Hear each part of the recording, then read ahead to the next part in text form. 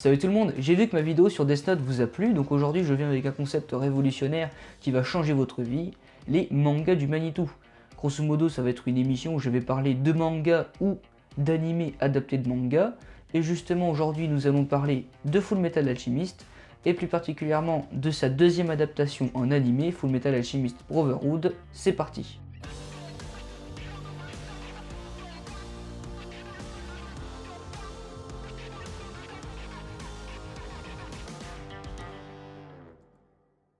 Alors comme je l'ai dit avant, Fullmetal Alchemist Brotherhood est la deuxième adaptation en animé du manga Fullmetal Alchemist d'Hiromu Arakawa. Aujourd'hui je vais seulement parler de Brotherhood, déjà parce que c'est le seul des deux animés que j'ai vu, donc je peux pas parler d'un animé que j'ai pas vu, et ensuite parce que la première adaptation animée de Fullmetal Alchemist est totalement différente de l'œuvre de base.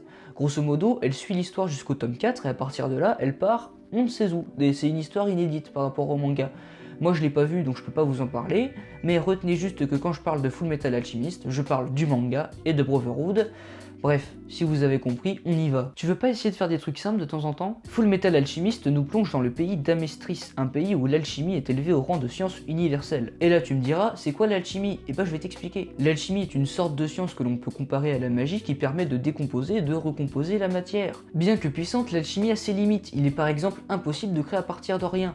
On ne peut qu'utiliser des matières premières déjà présentes à la base, c'est le principe de l'échange équivalent. Après il y a aussi une règle ultra capitale dans le manga, c'est le principe de la transmutation humaine. Grosso modo, le fait de créer un être humain à partir de ses matières premières, c'est totalement interdit, et quiconque tente de le faire se retrouve puni par ce truc qu'on appelle la vérité. Malheureusement, nos deux héros, les frères Edward et Alphonse Elric, l'ont tenté pour ressusciter leur mère, sauf que ça a pas trop marché. Non seulement Edward a perdu son bras droit et sa jambe gauche, mais en plus Alphonse a été totalement désintégré et afin de le sauver, son frère a scellé son âme dans une armure. Quelques temps plus tard, Edward, qui est maintenant équipé d'automail, donc grosso modo des prothèses en métal, décide de s'engager dans l'armée et est surnommé le Fullmetal Alchemist. Avec les avantages liés au statut d'alchimiste d'État, les deux frères cherchent au péril de leur vie la pierre philosophale, une pierre qui relève de la légende, mais pouvant leur rendre leur corps, car cette dernière ignore le principe d'échange équivalent, et donc peut créer tout et n'importe quoi à partir de rien. Pendant leurs aventures, les deux frères découvriront des tas de mystères, certains concernant même les dirigeants d'Amestris,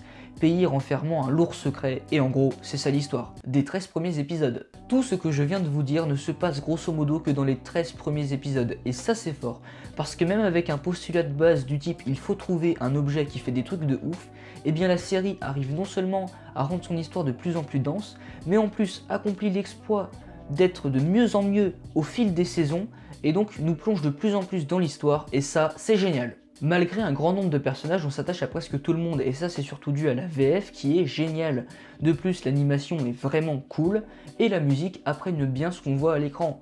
Donc, en conclusion, je ne peux que vous recommander d'aller voir Fullmetal Alchemist Brotherhood, ou de lire le manga Fullmetal Alchemist. Brotherhood est disponible sur Netflix en ce moment, franchement, foncez le voir. C'est une série qui prend soin de ses personnages et de son histoire, et en plus elle veille à ne pas trop traîner en longueur, vu qu'elle ne dure qu'une 60aine d'épisodes. On a vraiment l'impression que tous les épisodes sont utiles à l'histoire, et qu'il n'y en a aucun qui aurait pu être enlevé, c'est vraiment un très bon point. Donc, foncez voir Fullmetal Alchemist Brotherhood. Moi c'était Ludwig Van Manitou avec un nouveau micro, j'espère que vous l'avez remarqué, parce que le son normalement devrait avoir une meilleure qualité. Je vous dis à plus pour une nouvelle vidéo, donc à plus.